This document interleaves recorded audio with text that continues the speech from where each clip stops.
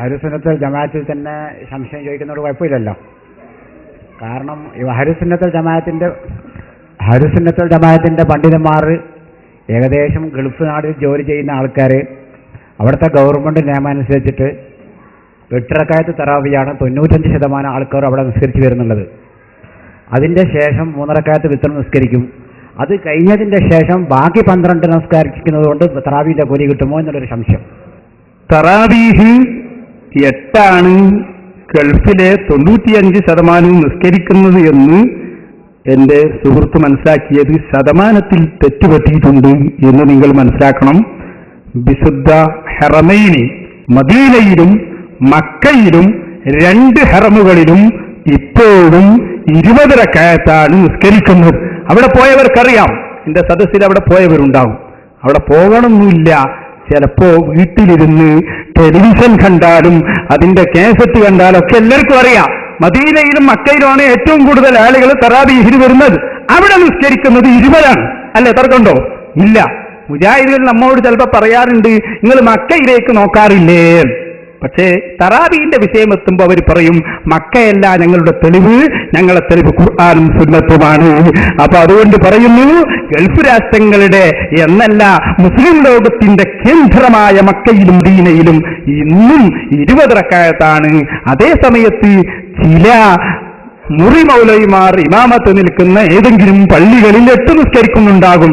സുഹൃത്തിനോട് പറയുന്നു, 8 നിസ്കരിക്കുന്ന ആളുകളെ തുടർന്ന് 8 നിസ്കരിക്കുകയും പിന്നീട് 12 നിസ്കരിക്കുകയും ചെയ്താൽ ഒരിക്കലും അത് തറാവീഹ് ആവുകയില്ല.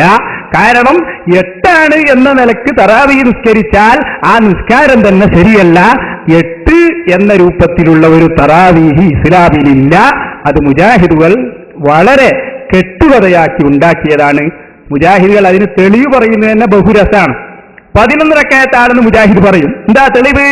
ആയിഷ റളിയല്ലാഹു അൻഹ പറഞ്ഞിട്ടുണ്ട്. എന്താ ഹദീസ്? റമദാനിലും അല്ലാത്ത കാലത്തും നബി സല്ലല്ലാഹു അലൈഹി വസല്ലം തങ്ങൾ 11നേക്കാൾ കൂട്ടാറില്ല. റമദാനിലും അല്ലാത്ത കാലത്തും. അല്ലാത്ത കാലത്ത് എന്ന് പറഞ്ഞപ്പോൾ തന്നെ മനസ്സിലായില്ലേ? തറാവീഹ് അല്ലാത്ത കാലത്ത് തറാവീഹ് ഉണ്ടോ? അപ്പോഴാ മുജാഹിദിന് അബദ്ധം പറ്റിയത് ചിന്തിച്ചത്. പണ്ഡിതന്മാരെ നേരത്തെ പറഞ്ഞു, ഇമാം ഖസ്സലാനി ഇർശാദു സാരിയിൽ പറഞ്ഞു, ഇബ്നു ഹജറുൽ ഹൈതമി തുഹ്ഫയിൽ പറഞ്ഞു.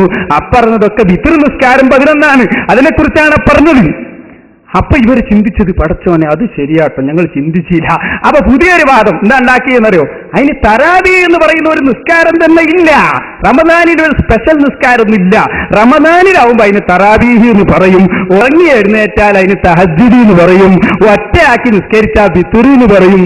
പണ്ടൊരാൾ പറഞ്ഞു, എന്റെ വിരിപ്പും പോയി, പുതപ്പും പോയി, തുണിയും പോയി. അങ്ങനെ എല്ലാരും കൂടി ഇങ്ങനെ അന്വേഷിച്ച് നടക്കുമ്പോൾ ഒരാൾ പറഞ്ഞു, ഏതോ ഒന്ന് കിട്ടിയിട്ടുണ്ട്. അപ്പൊ ഇയാൾ പറഞ്ഞു, ഇന്ന് എല്ലാം കിട്ടി, കാരണം എന്റെ തുണിയും വിരിപ്പവും പുതപ്പൊക്കെ ഒന്ന് തന്നെയാണ് എന്ന് പറഞ്ഞതുപോലെ എരപ്പന്റെ പുതപ്പ് പോലെയാണ് ഇന്ന് മുജാഹിദുകളുടെ തറാവീഹ്. അത് ഇസ്ലാമിന്റെ തറാവീഹ് അല്ലാത്തത് കൊണ്ട് അവരെ തുടർന്ന് നിസ്കരിച്ചാൽ അത് നിസ്കാരമായി പരിഗണിക്കൂല. നിങ്ങൾ ചെയ്യേണ്ടത്, നിങ്ങളുടെ റൂമിൽ സുന്നത്ത് ജമാഅത്തിൽ വിശ്വസിക്കുന്നവർ ഹറമൈനിയിൽ നിസ്കരിക്കുന്നതൊക്കെ പോലെ 20 സ്വന്തമായി നിസ്കരിക്കണം.